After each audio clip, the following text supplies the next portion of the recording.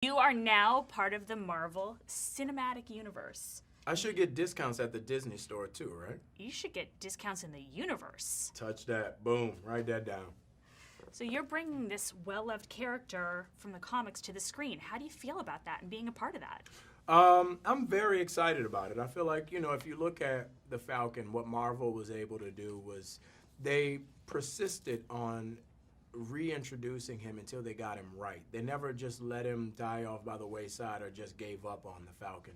So I feel like, looking at the Captain America franchise and adding the Falcon into it, and it gives a completely different feel to it. So I'm excited to see what the third film brings.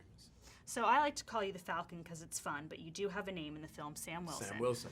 So talk a little bit about Sam Wilson's friendship with Steve Rogers, who we also know as Captain America. What does their friendship bring to the film and to the backstory for Cap? Well, great question. I think the idea of their friendship brings a level of humanity to Captain America. Captain America is truly every person's superhero. There's always something about him that you can relate to. He's not a rich kid who's out there fawning over some girl or upset because he's afforded all the luxuries of the world. He's a guy that's trying to find his way just like we all are.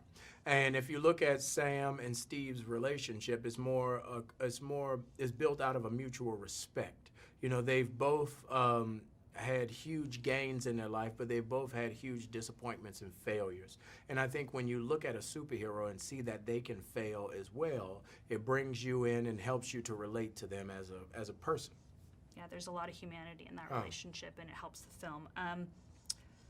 How did you train to be able to do all the bad stuff you did? A lot of cardio and chicken and salmon and tuna and asparagus and no rice or bread for 3 months.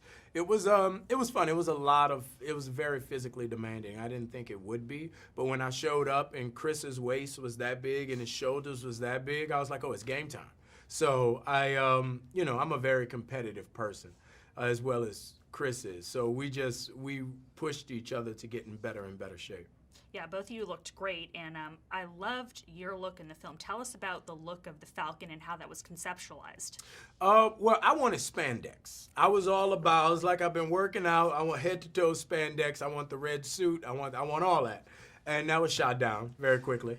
But but the idea is the latest incarnation of Sam Wilson was a military tactical expert.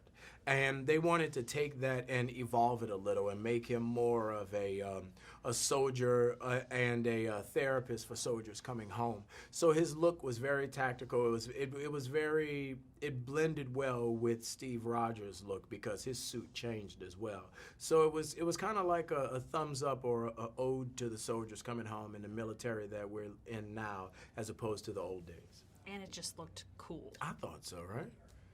How many guys that say they rock knee pads well? Amazing. Working for the Russos, so there were two of them. Was that different for you, working for two directors? Not at all. I think if you look at the Russos, the two of them together kind of make a super director.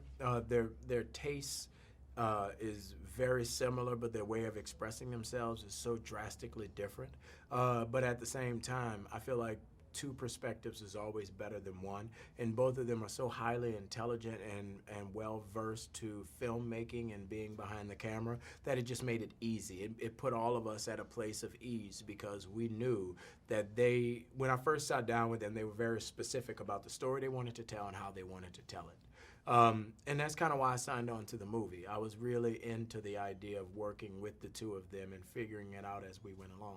Yeah, they pulled all the pieces together really nicely. Yeah, they said they wanted to make a movie about character and about story and let the action come third. And I think if you watch this movie, why it works so well is because the story is evolved and the characters are three-dimensional and the action kind of blends in with it. Absolutely. What do you think audiences can expect, and what do you hope they're going to take away? I think audiences can expect an action-packed thrill ride. I mean, I feel like, you look at movies like Catch Me If You Can and those old sci-fi caper movies and Bourne, you know, those movies work so well because you're invested in that lead character. And I feel like when you watch this, you really invest in Captain America, and that's why you gravitate to the story so much. So, you know, you can come out of this movie and want to see it again because there's always something new for you to catch because the action sequences are insane. Perfect. Thank you. Thank you.